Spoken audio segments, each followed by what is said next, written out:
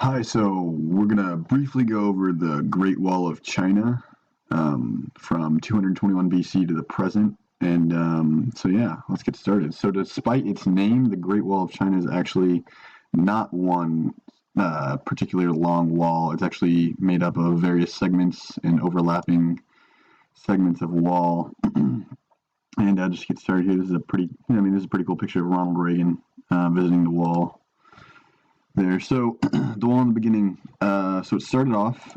China's just getting out of a period of warring states. Think ancient Greece. When you think that, think city states, that kind of deal. A bunch of tribes, basically battling for the upper hand. And then this guy comes along, the guy who I just pulled up here, Qin Shi Huang, who was the first emperor of China, and he led the Qin dynasty. For less than 20 years, but he decided to take the walls that all the different warring states had and tear them down and make one big wall. And this wall was proposed to be the 10,000 li wall, which a li is roughly a third of a mile. So his initial estimate on how long he wanted the wall to be was about 3,000 miles. So the wall was built mainly by soldiers and convicts, and although it's not really known exactly how many, the amount of people who died building the wall is somewhere in the hundreds of thousands. I've read 400,000 people, close to 1 million people. But yeah, and the interesting part about that is most of the people who died building the wall actually were built into the wall. So they would die, and they would just like be covered over with bricks and mortar and lime and whatever not that they were using to build the wall. So that's actually pretty interesting. So there's actually dead human bodies inside the Great Wall. Well, the original segments of the Great Wall.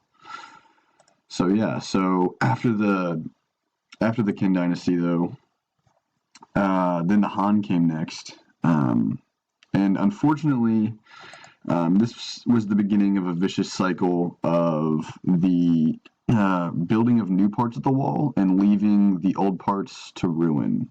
So as you can see here on the map, each dynasty in their own kind of, due to their own specific needs or where their territories lie, they built up their own walls that were essentially part of the same project, but they would leave sections that the other dynasties had built before them and either destroy them or leave them for ruin or whatnot. So this happened. It basically went on from dynasty to dynasty, from the Han basically to the Ming. And the Ming are actually most famously known for building the walls we know it today. So as you can see in this picture here, their section of the wall was pretty large. It stretches around a couple thousand miles, and they were. So the Ming started off initially expanding their territories out west, but with the threats of the Manchus, they decided to take a more defensive approach, and that's actually when they decided to adopt the expansion of the walls. They also, again, because of the threat of the Manchus, decided to station a lot more watchtowers and garrisons on the wall, which we're going to talk about here just briefly.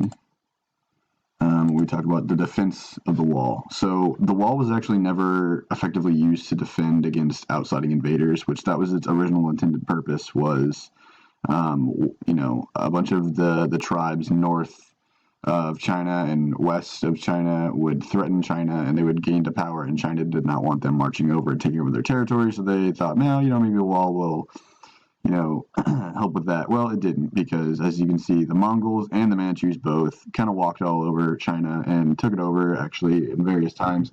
The Manchus, after the Ming, they ruled till about 1912.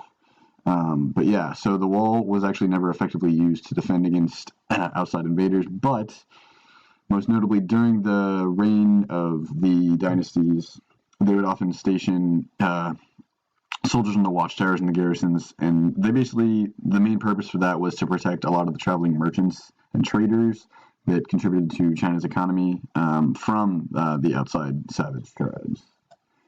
So yeah, that's kind of that. And then so the wall today, most of the walls actually deteriorated due from Mother Nature, erosion, and just the wears of time.